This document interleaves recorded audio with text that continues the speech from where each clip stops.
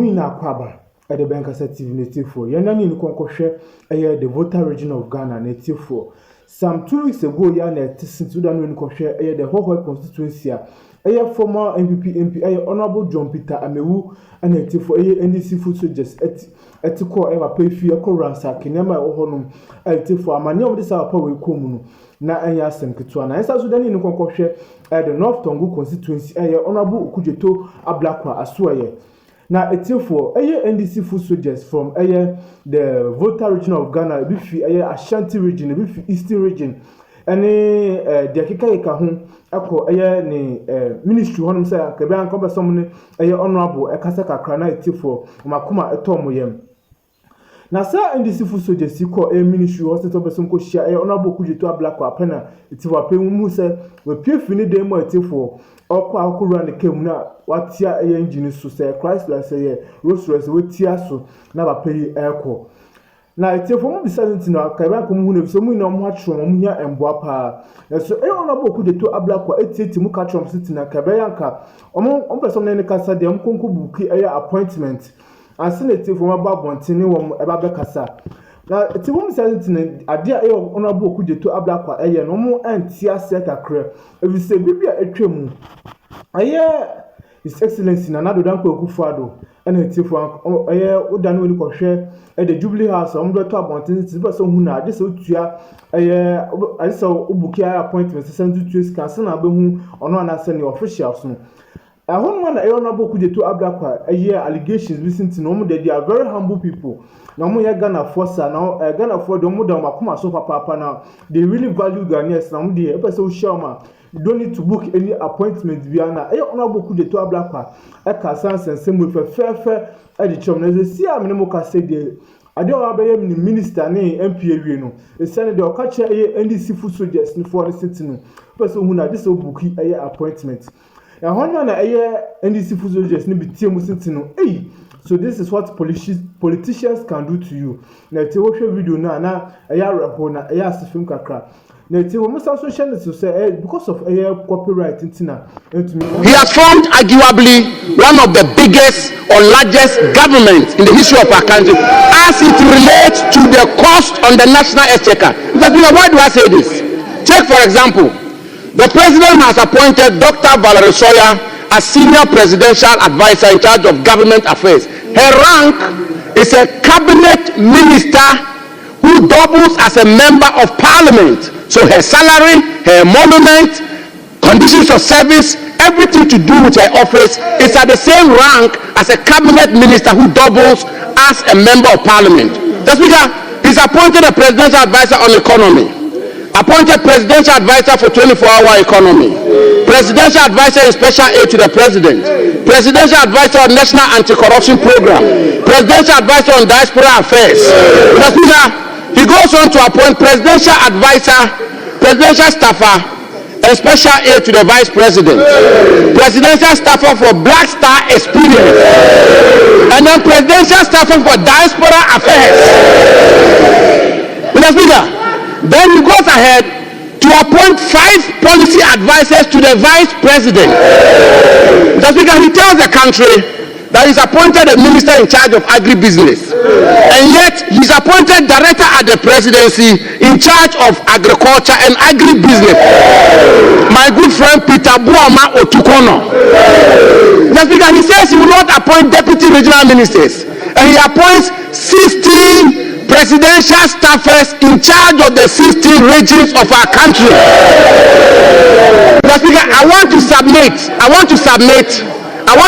that these presidential staffers in charge of the 16 regions of our country, in essence, as it relates to the cost on the national exchequer, are in fact, indeed, and in substance, deputy ministers of state.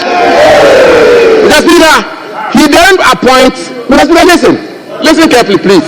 He then appoints 1 presidential advisor on media, 4 directors of communication at the office of the president, 5 deputy directors of communication, 2 communication specialists, 5 technical communication assistants, 1 media aide, 1 assistant media liaison officer, 1 communications consultant.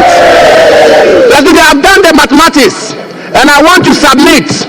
Mr. Speaker, I've done the mathematics that I want to submit, and I do this not from a partisan lens, but I do this as somebody who had the privilege and honor to serve as Deputy Chief of Staff. I know how it works. In terms of the cost on the national exchequer, the President has appointed 100 ministers and deputy ministers. The President has established a Ministry of Youth Development. I want to refer the House and my good friend, Honorable, I will tender all of this, Mr. Speaker. I will tender this. I will tender this. I will tender it. But, Mr. Speaker, the Honorable James Agalga, my very good friend, has talked about how the MPP government terminated some appointments. Mr. Speaker, assuming without admitting that that even happened, shouldn't our governance move forward? Shouldn't we have good governance? And indeed, when we promise resetting, what does that mean? But Mr. Speaker, more importantly, may I refer the House, Mr. Speaker, may I refer the House to Article 191 of our National Constitution, which states, and I quote, "A member of the public services shall not be dismissed or removed from office or reduced in rank or otherwise punished without just cause," end quotes. Mr. Speaker, we are building a nation, and there are hundreds and thousands of people out there who have lost their jobs.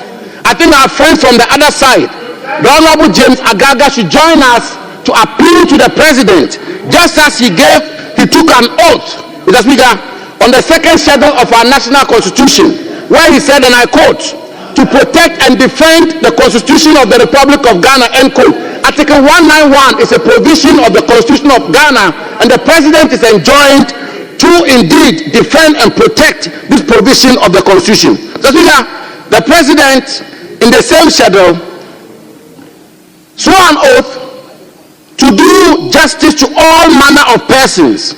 Some of these people whose appointments have been terminated, some are NDC members, Mr. Speaker.